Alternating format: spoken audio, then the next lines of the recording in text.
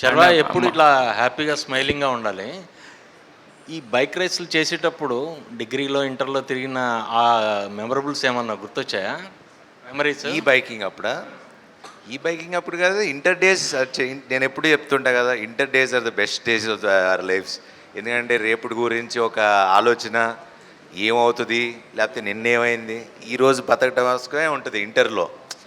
ఎప్పుడు బంక్ కొడదాం, ఎప్పుడు బయటికి వెళ్దాం, లేకపోతే ఎక్కడికి డాబాకి వెళ్దాం, ఈ ఆలోచనలు ఉంటాయి. కాబట్టి that's the best phase. And బైక్లు వేసుకుని ఒక గ్యాంగ్ లాగా వెళ్తే ఆ కిక్ వేరు. సో యా, దీంట్లో ఇది it's more about motor sport కాబట్టి ఆ టెరెయిన్స్లో ఇట్లో నడపడం కొంచెం కొంచెం ఎక్కడ పడతామా లేకపోతే కొంచెం ఈ టెన్షన్లో ఉండేవాళ్ళం. శర్వ గారు, కంగ్రాచులేషన్స్ ఫస్ట్. మీ ఎమోషన్స్ అన్నీ కూడా సైలెంట్గా అలా చూపించారు. మాలాంటి వాళ్ళకైతే కనుక 90sలో 2 స్ట్రోక్ 4 స్ట్రోక్ యమహా బైక్లు ఉండేవి.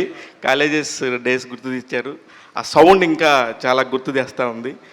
బెస్ట్ 5 సీన్స్ చెప్పమంటే నాకైతే చాలా ఒక 5 సీన్స్ ఉన్నాయి. మీకు బెస్ట్ సీన్స్ అంటే ఈ సినిమాలో మీ స్టోరీ రివీల్ కాకుండా ఒక బెస్ట్ 5 సీన్స్ చెప్పండి సార్. అబ్బో, అలా చాలా ఉన్నాయి అసలు. అలా చెప్పాలంటే ఒకటి మౌంటైన్ జంప్. Yes. డెఫినెట్లీ.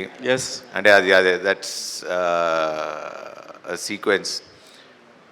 ఇంకోటి, నేను ఫస్ట్ టైం మళ్ళీ ఫాదర్ని చూడటానికి వస్తా. అవును. సో డైలాగులు ఉండవు, మాటలు ఉండవు, బట్ కమ్యూనికేట్ అవుతుంది. అంటే మా కథలో అంటే బేసిక్లీ ఇందాక అభి చెప్పినట్టు అసలు ఎట్లా డైరెక్టర్ ఎట్లా కన్సీవ్ చేసాడు ఇది.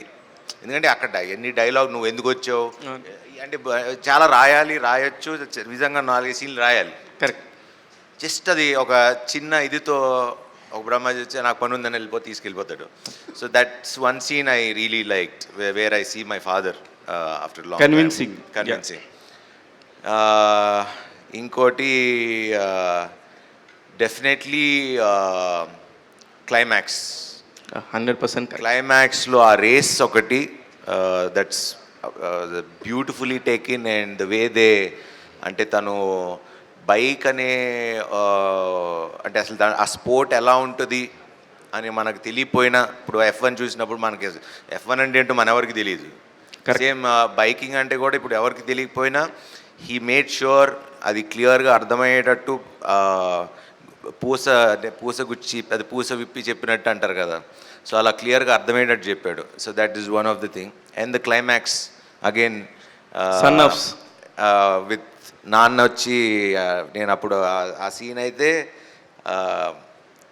వచ్చి చూసి ఆయన కూడా వచ్చి చేశారు. అంటే మామూలుగా సీన్ అప్పుడు ఏమనుకున్నాం అంటే, నేను వచ్చి ఇలా డైలాగ్స్ వద్దా అనుకున్నాము, వచ్చి ఇలా చూశారు. ఆయన ఎక్స్ప్రెషన్ చూసి నాకు బ్లాంక్ అయిపోయాను నేను. రాజశేఖర్ గారు అయితే కళ్ళమ్మంటే ఆ నీళ్ళు అలా వచ్చేస్తాయి. కాదు, ఆయన చూడంగానే నేను బ్లాంక్ అయిపోయా. ఇప్పుడు ఈయన చేసిన తర్వాత ఇప్పుడు మనం ఏం చేయాలి నాకు అర్థం కాల. సరే ఆయన చేసి ఆయన వెళ్ళిపోతారు కదా, తర్వాత వీళ్ళు రావాలి. వీళ్ళు రావాలి. ఇప్పుడు నేను ఏం ఎక్స్ప్రెషన్ ఇవ్వాలి, ఏమి చేయాలి అంటే వచ్చి అక్కడితో climax actually.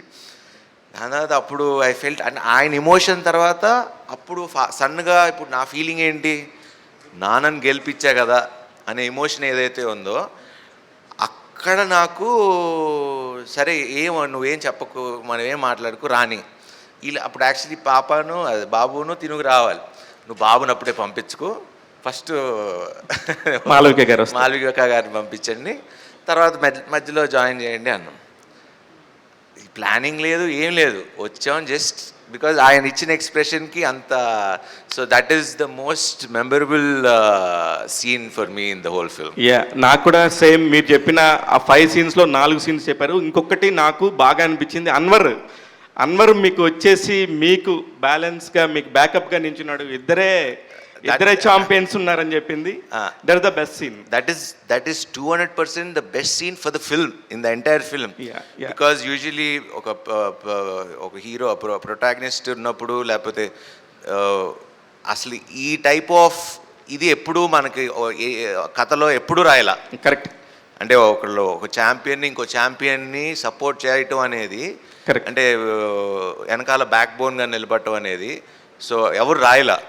So that is also one of the best things for the whole script as it's on the script. Biker మొత్తానికి గేమ్ చేంజర్ ఆ సీన్ అనే నేను అనుకుంటున్నాను. 200%. I agree. Yeah. I agree. I agree. Abhilash గారు